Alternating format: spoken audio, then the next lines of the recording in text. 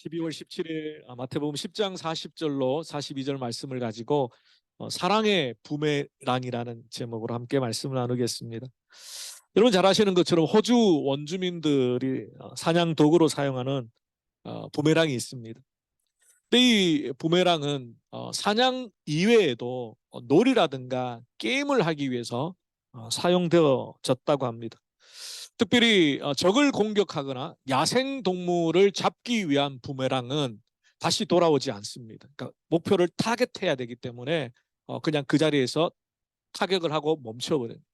근데 그렇지 않는 이 놀이와 게임을 위한 부메랑은 던지면 다시 자기에게로 돌아오게 됩니다. 아마 우리 주일학교 친구들을 두신 부모님들 가정에 이런 부메랑이 아마 하나씩 있지 않을까 생각이 됩니다. 그 부메랑 때문에 한국에 아주 오래전입니다. 천국의 계단이라는 유명한 드라마가 있습니다. 그 주인공이 남자 주인공이 여자 주인공을 붙들고 부메랑을 던지면서 유명한 대사가 있습니다. 혹시 기억하십니까? 사랑은 돌아오는 거야. 근데 사실 그 드라마는 기독교적인 세계관의 드라마는 아닙니다. 제가 되게 어렸을 때 봤으니까 아마 우리 젊은 세대들이나 청년들은 그 드라마가 어떤 드라마인지 잘 모르실 것 같은데, 네 명의 남녀, 청춘 남녀가 서로 엇갈린 사랑을 이루고자 하는 그런 갈망들이 담겨져 있는 그런 드라마입니다.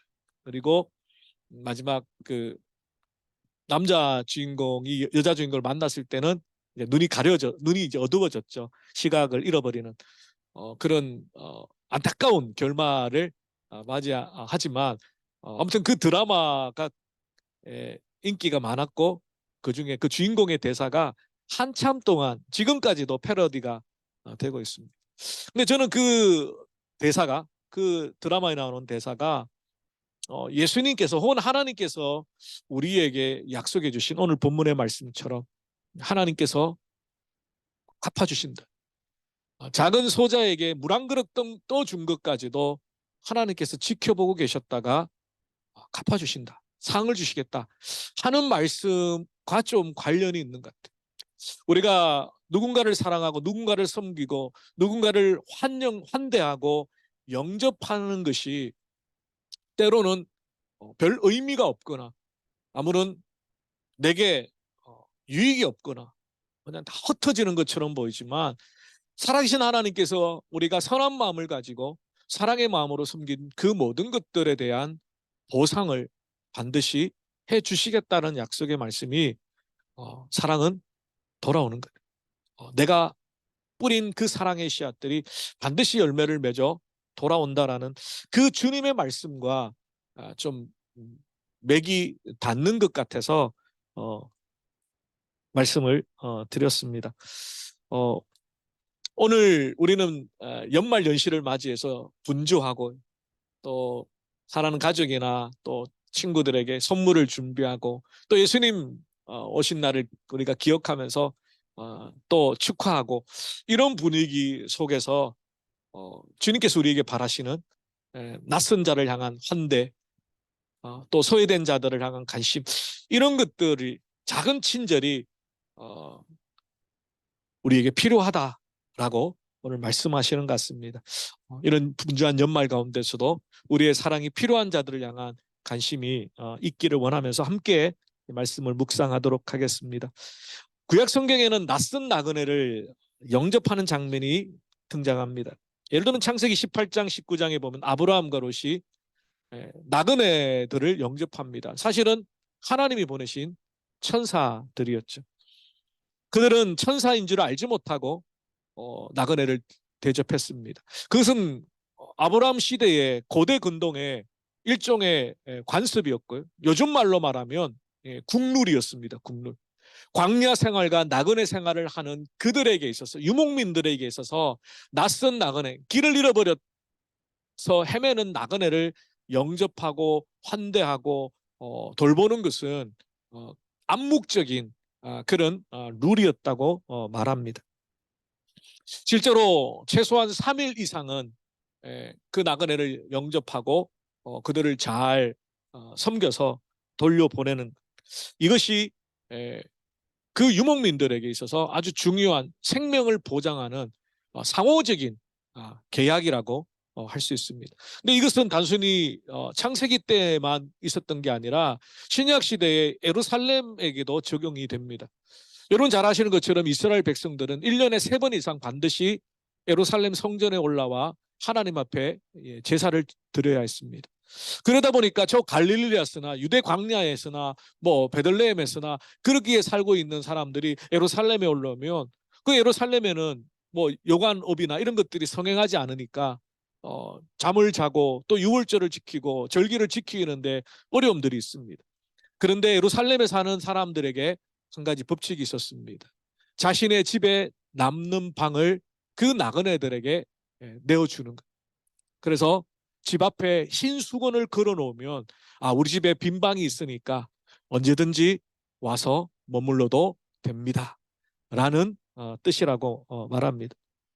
제가 한 10여 년 전에 성지순례를 가면서 요르단을 방문한 적이 있습니다. 그 요르단에 물론 이제 관광 코스 중에 하나이지만 그 요르단에는 베두인족 여전히 유목 생활을 하는 그런 사람들이 텐트를 한번 방문한 적이 있습니다. 큰 텐트 안에 카펫을 깔아놓고 따뜻한 티를 대접해 주면서 쉬었다 갈 수 있도록 그렇게 제공해 주는 그 모습이 가이드에 의하면 바로 이 성경에 나오는 고대 근동의 유목민들의 그 관습이 지금도 베두인 족속들에게 남아 있는 것이라고 설명을 하였습니다. 그렇습니다. 광야 생활이나 사막 생활을 했던 이 이스라엘 백성들에게 길을 잃어버린 낯선 나그네를 영접하고 환대하는 것은 자신들의 생존과 관련이 있습니다. 왜냐하면 그들도 그 광야 생활, 유목민 생활 속에 나그네가 될 수 있기 때문에. 그러니까 거기에서는 서로가 지켜주고 보호해주고 또 영접해주고 대접해주는 것이 관례가 되었다는 겁니다. 그 이유는 바로 공동 운명체이기 때문입니다. 그들의 운명이 너와 나가 별개가 아니라 그 낯선 나그네가 남이 아니라 바로 나와 연결되어 있는 그런 공동 운명체라는 것을 믿기 때문에 고백하기 때문에 그들의 아픔과 힘듦과 또 길을 잃어버려서 굶주려 있는 그 배고픔을 무시하지 않고 받아들여 준다는 것입니다. 근데 오늘 본문에 보면 40절에 예수님께서 그 비슷한 말씀을 하시죠. 너희를 영접하는 자, 이 너희는 예수님의 제자들입니다. 너희를 영접하는 자는 나, 예수님을 영접한 것이고 예수님을 영접하는 것은 나를 보내신 이를 하나님이죠. 영접하는 것이다. 예수님의 제자들을 예수님이 보내셨습니다. 예수님은 누가 보내셨습니까? 하나님이 보내셨습니다. 여기에 영적인 연합의 원리가 있습니다. 사실 이 본문의 내용을 좀 더 자세히 풀기 위해서는 마태복음 10장의 전체적인 내용을 좀 볼 필요가 있습니다. 마태복음 10장에서 예수님은 제자들을 부르셨고 그들에게 복음을 전하여 세상 가운데 나가도록 파송하셨습니다. 그런데 그 제자들이 예수님의 파송을 받고 세상 가운데 나가서 복음을 전하는데 핍박이 있는 겁니다. 어려움이 있는 것입니다. 박해가 있는 것입니다. 그 내용을 예수님께서 마태복음 10장에 쭉 설명하시면서 오늘 본문이 연결이 됩니다. 그러므로 이 말씀은 크게 두 가지 의도를 가지고 예수님이 말씀하셨습니다. 첫 번째 의도는 제자들, 조금 확장하면 오늘을 살아가고 있는 저와 여러분 그리스도인들, 예수님께서 보내신 자라는 것. 우리는 어쩌다가 이 땅 가운데 태어나 우연히 교회를 다니고 하나님을 믿는 사람들이 아니라 하나님께서 친히 우리를 찾아오셨고 그리고 우리에게 믿음을 주시고 이제 우리의 삶을 세상 가운데 하나님을 알지 못하는 복음이 없는 영혼들에게 보내신, 우리는 보내심을 받은 하나님의 백성이라는 겁니다. 예수님은 제자들을 보내셨습니다. 그리고 그들에게 말씀합니다. 내가 너희들을 보냈다. 그렇기 때문에 세상 사람들은 제자들 혹은 그리스도인들을 미워하고 배척하는 것이 당연하다. 세상을 악하다라고 판단하신 예수님 때문에 복음을 거부하고 복음을 전하는 그리스도인들을 핍박하니까 그것으로 인하여 속상해하거나 마음을 다치거나 낙심하거나 절망하지 말라는 것입니다. 요한복음 7장 7절에 보면 세상이 너희를 미워하지 아니하되 나를 미워하나니 이는 내가 세상의 일들을 악하다라고 증언함이라. 요한복음 15장 18절에도 보면 세상이 너희를 미워하면 너희보다 먼저 나를 미워한 줄을 알라. 너희가 세상에 속하였으면 세상이 자기의 것을 사랑할 것이나 너희는 세상에 속한 자가 아니요 도리어 내가 너희를 세상에서 택하였기 때문에 세상이 너희를 미워하느니라. 그러므로 제자들 그리고 우리 그리스도인들은 특별한 사명과 목적을 이루기 위하여 세상 가운데 보내심을 받은 자, 세상 가운데 속하지 아니하고 세상의 법칙이나 세상의 흐름이나 세상의 그 삶의 방식을 거부하고 하나님께서 하나님의 자녀로 살아가도록 부르셨던 특별한 믿음의 사람들이라는 것을 예수님은 약속하고 있습니다. 우리가 무엇이길래 우리가 무슨 대단한 일을 했길래 우리가 세상 가운데 나가는 것은 하나님의 영적인 권위를 가지고 예수 그리스도의 그 영적인 권위를 가지고 세상 가운데 나아가 그분의 일을 그분의 사명을 감당하고 있다고 말씀합니까? 이것은 제자들에게 분명한 영적인 오소리티를 가르쳐주기 위한 것입니다. 그들이 복음을 전하다가 핍박을 받아도 그것은 예수 그리스도를 핍박하는 것이죠. 예수님을 보내신 하나님을 영접하지 않은 것이죠. 그저 제자들은 우리 그리스도인들은 그 하나님의 뜻을 이루어가는 도구일 뿐이라는 것. 그러므로 세상이 나를 핍박한다고 세상이 나를 미워한다고 그것으로 인하여 우리의 마음이 위축되거나 힘들거나 낙심하거나 절망할 필요가 없다는 것입니다. 하나님께서 우리를 세상 가운데 보내신 특별히 주님의 복음을 들고 세상 가운데 나가 죽어가는 영혼들에게 복음을 전파할 수 있도록 우리에게 그 은혜를 주시고 능력을 다하여 주셨다. 이 말씀의 두 번째 의미는 제자들 혹은 그리스도인들 서로가 서로를 향하여 바라볼 때 예수님처럼 대해야 한다. 왜냐하면 예수님을 대신하여 제자들이 복음을 들고 나갔습니다. 자, 그렇다면 함께 복음을 들고 나간 제자들은 상대방을 향하여 어떻게 대해야 합니까? 어떻게 고백해야 됩니까? 예수님이 보내신 자처럼 예수님의 사명을 이루어가는 믿음의 사람으로 대해야 합니다. 비록 우리의 모습은 다르고 생각도 다르고 우리의 가치관이나 우선순위가 다 다르지만 삶의 환경은 다르지만 바로 곁에 계신 믿음의 성도들 한 사람이 예수님의 특별한 사명을 이루기 위하여 보내심을 받은 믿음의 사람이라는 것. 이것을 바울 사도도 편지 글에서 이렇게 표현합니다. 죽게 하듯 하라. 그 구절이 세 번 정도 나옵니다. 에베소서 5장 22절에 보면 아내들이여 자기 남편에게 복종하기를 죽게 하듯 하라. 에베소서 6장 7절에 보면 기쁜 마음으로 섬기기를 죽게 하듯 하고 사람들에게 하듯 하지 말라. 골로새 3장 23절에도 무슨 일을 하든지 마음을 다하여 죽게 하듯 하고 사람에게 하듯 하지 말라. 이것은 단순히 남편과 아내의 관계, 주인과 종의 관계에만 국한되는 것이 아니라 모든 인간관계에 확장되어집니다. 내 곁에 있는 가족, 나와 함께 일하는 동료, 그리고 함께 예배드리는 믿음의 동료 다 죽게 하듯 하라. 그러니까 죽게 하듯 하라라는 의미가 뭡니까? 주님을 대하듯이 대하라는 겁니다. 만약에 이 자리에 예수님이 계시다면 여러분 그 예수님께 어떻게 대하겠습니까? 그 예수님을 향하여 눈을 흘리겠습니까? 그 예수님을 향하여 손가락질하겠습니까? 나와 좀 마음이 맞지 않다고 해서 그 예수님을 향하여 비난하고 조롱하고 정죄하겠습니까? 우리는 죽게 하듯 하라. 우리 곁에 계신 나와 함께 살고 있는 가족, 함께 예배하고 있는 믿음의 동료들, 그분이 주님이듯이 대하라는 게 바울 사도의 권면이며 예수님께서 말씀하셨듯 너희를 영접하는 자는 나를 영접하는 것이 나를 영접하는 자는 나를 보내신 하나님을 영접하다 것이라는 바로 이 말씀이 됩니다. 그렇습니다. 그리스도인들은 가장 먼저 교회 공동체 안에 믿음의 교우들을 향하여 주님을 대하듯 주님처럼 바라보셔야 됩니다. 여러분, 만약에 주님을 바라본다면 어떤 눈으로 바라보시겠습니까? 여러분 앞에 주님이 계시다. 우리 옆에 분 한번 쳐다볼까요? 옆에 분.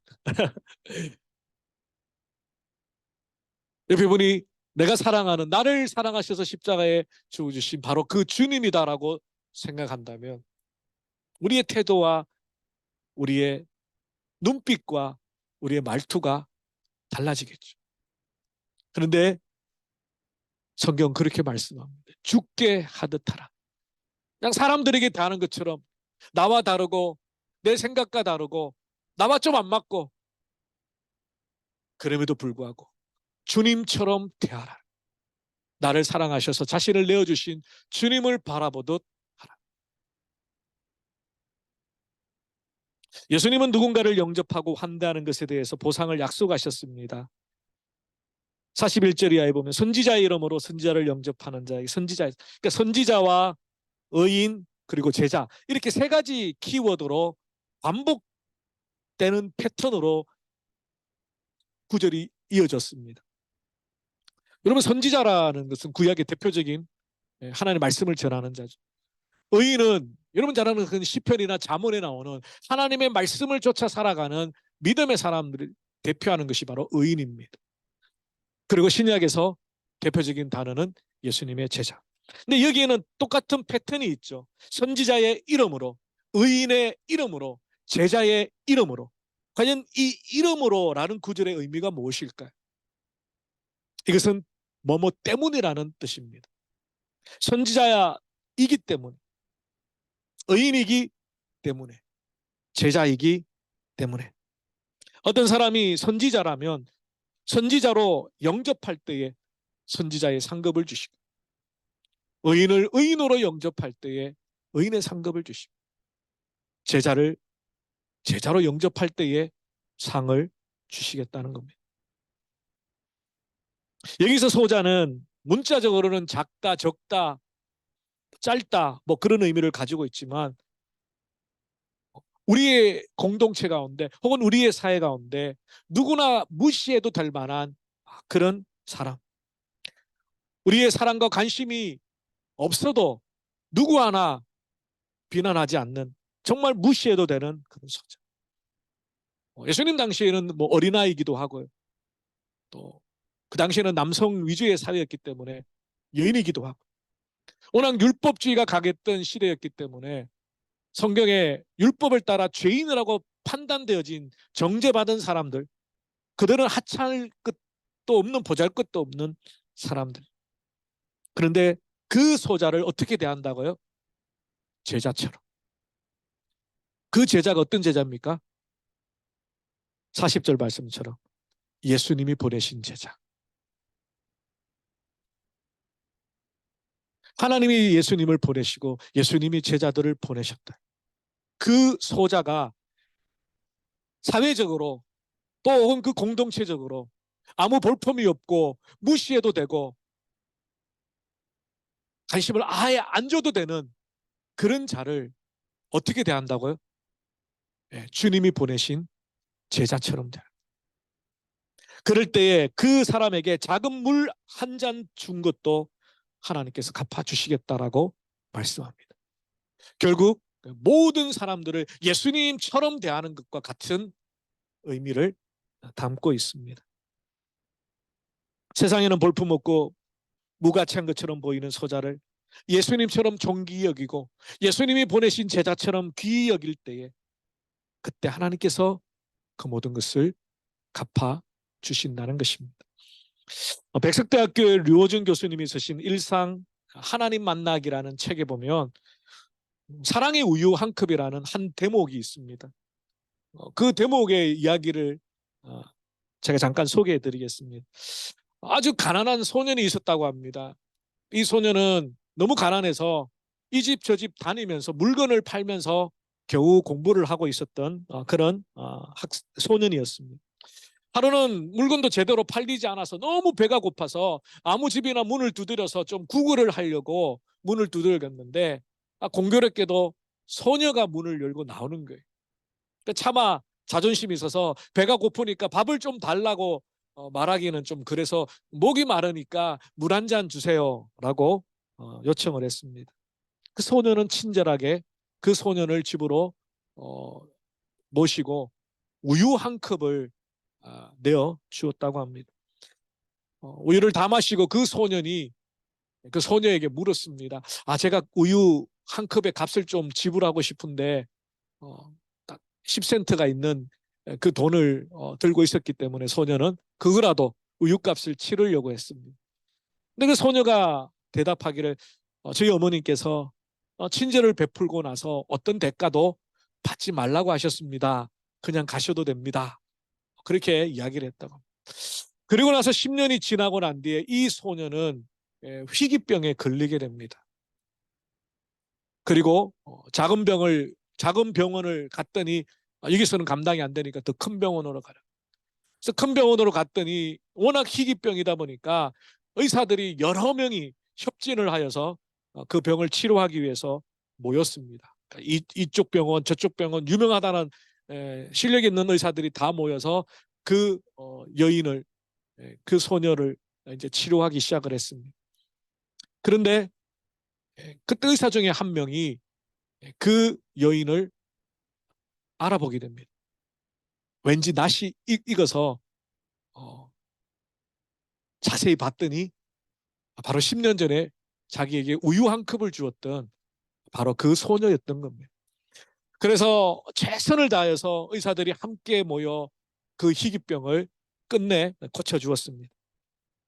그리고 이 여인이 퇴원하는 날에 병원 원무과에 가가지고 수술비, 입원비를 계산하려고 갔더니 그 원무과의 직원이 흰 봉투를 하나 이렇게 내주더라는 겁니다. 흰 봉투를 열어서 보니까 이렇게 적혀 있었다고 합니다. 우유 한 잔으로 전액 지불됨. 한글로 안 적혀 있었겠죠. 영어로 적혀 있었겠죠. Paid in full with one glass of milk. 그렇게 적혀 있었더라.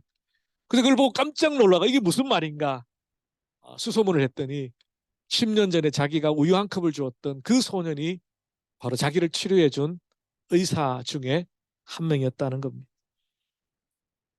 이 이야기는 실존 인물의 이야기라고 합니다. 하워드 켈리라는 분의 이야기인데 미국의 존스 홉킨스 병원 이 의과대학을 공동으로 설립했던 분의 실화라고 합니다. 그분이 어렵고 힘든 상황 가운데 공부를 할 때 그 따뜻한 소녀의 우유 한 컵 때문에 그의 삶이 바뀌게 되고 또 실제로 그분은 4명의 환자 가운데 3명 정도에게는 진료비를 받지 않고 가난한 자들에게 치료해주는 어떻게 보면 그 따뜻한 우유 한 컵이 그 의사의 마음을 삶을 변화시켰고 그 의사로 인하여서 많은 가난한 사람들이 무료로 치료를 받는 그야말로 사랑의 도미노 현상이 일어나게 되었다고 말합니다. 그 책에서 이렇게 그 교수님이 설명을 합니다. 낯선 소년에게 베푼 우유 한 잔은 병원비와 비교할 수 없는 한 의사를 변화시키는 결과를 가져왔습니다. 우리가 베푼 선한 일과 친절 그리고 낯선 이에 대한 환대와 영접은 전혀 예측하지 못하는 시간에 아니 전혀 기대하지 않을 시간에 우리가 사랑하는 사람에게 되돌아오게 될 것입니다. 그렇습니다. 세상이 점점 각박해져 가죠. 지금 낯선 사람을 집에 들여서 우유를 준다거나 또 낯선 사람에게 뭔가 해준다는 것이 참 어려운 시대입니다. 한동안에 한국에서는 그런 이상한 소문이 돌았습니다.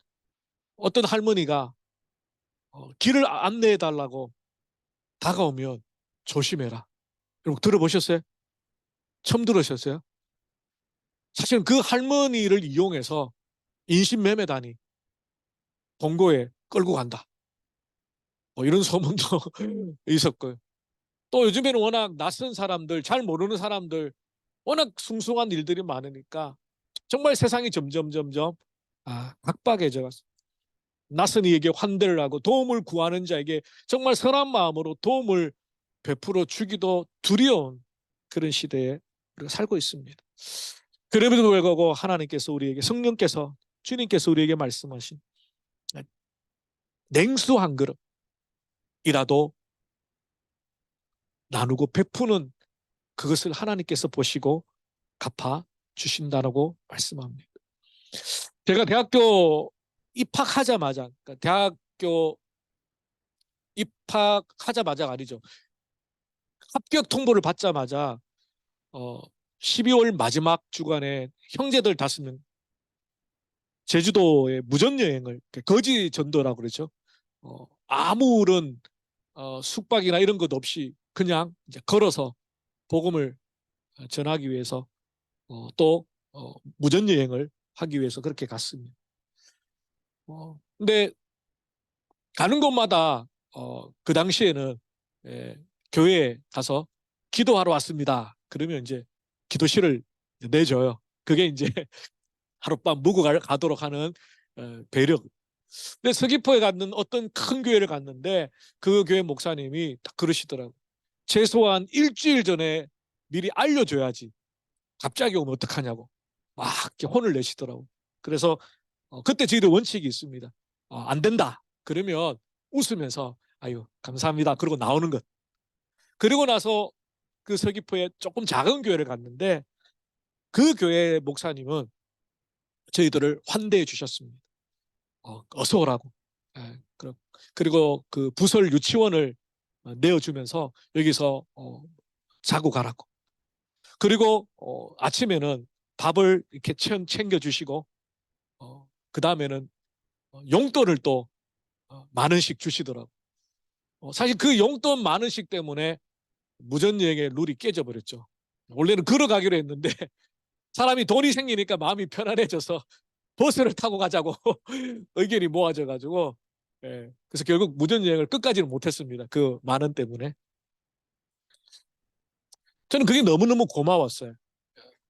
그 목사님의 그 환대가 너무너무 감사했어요. 그래서 결혼을 하고 제주도로 신혼여행을 가서 그 바쁜 신혼여행 와중에 수요 예배를 그 교회를 찾아갔어요. 사모님 기억하시나요? 네.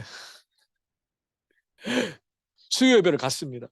가서 예배를 드리고 그 목사님, 그러니까 저도 이제 기억력이 왔다 갔다 하니까 그때 그 목사님인가 아닌가 헷갈리는 거예요. 그래서 목사님한테 예배 마치고 목사님 언제부터 이 교회를 다니셨습니까? 여쭤봤더니 언제부터 이 교회를 섬기고 계시다. 근데 딱 저희들이 무전여행 왔던 그때도 계셨어요. 같은 분인 거예요. 그래서 제가 설명을 들었어요. 그때 이렇게 해서 저희들이 너무너무 감사했습니다. 근데 기억을 못하고 계시더라고요. 아, 그런 일이 있었냐. 그러니까 베푼 사람은 잊어버려요. 근데 은혜를 받은 사람은 지금도 제가 이야기하고 있잖아요. 너무너무 고마웠어요.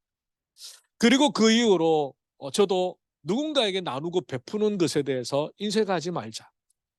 그것이 내가 그분에게 받은 사랑을 또 나누어 줍니다. 사실 우리는 하나님의 크신 사랑, 우리를 맞아주시고 우리를 하나님의 집으로 불러주시고 하나님의 품으로 인도해 주신, 우리를 영접해 주신, 사실 우리가 예수님을 영접하였다고 말하지만 이미 영원전에 하나님이 우리를 영접해 주셨어요. 우리를, 죄인된 우리를 하나님의 자녀 삼아 주셨어요. 집 나갔다 방탕했던 탕자 같은 우리를 하나님이 내 딸이다 내 아들이다 맞아 주셨어요. 우리는 그 환대를 가지고 그 영접을 누리며 살아가는 하나님의 자녀예요. 이제 주님 우리에게 말씀합니다. 작은 소자에게, 보잘것없는 자에게, 냉수 한 그릇 떠드는 자를 내가 반드시 상으로 갚아주리라. 그 상이 이 땅에 어떤 상인지는 잘 모르겠습니다. 아니 이 땅에 어떤 상이 없다 할지라도 그 상을 내 자녀들에게, 내 후손들에게 또 주실 수도 있고, 아니면 천국에서 잘했다, 내가 그 사랑을 실천했구나 칭찬하신다면 그보다 더 큰 면류관과 상급이 없을 겁니다. 말씀을 정리하겠습니다. 21세기 최고의 영성가라고 말하는 헨리 나윈이 오늘날 현대인의 최대 약점을 상처 입은 치유자라는 책에서 이렇게 말합니다. 영적 삶의 핵심인 환대의 부재 혹은 결핍. 이것이 현대인들의 메말라가는 영성이라는 겁니다. 결국 우리의 영성은 하나님과의 관계를 바르게 잇고 말씀과 기도로 하나님과 친밀한 교제를 나누는 것으로 끝나는 게 아니라 그 사랑이 이제 이웃들에게, 낯선 이에게, 가난하고 소외된 자들에게 나누어짐으로, 환대되어짐으로 하나님과의 그 바른 관계의 영성이 드러나게 되어 있다고 말합니다. 연말연시를 맞이해서 우리 주변을 돌아보고 우리 곁에 있는 교우들을 바라보고 또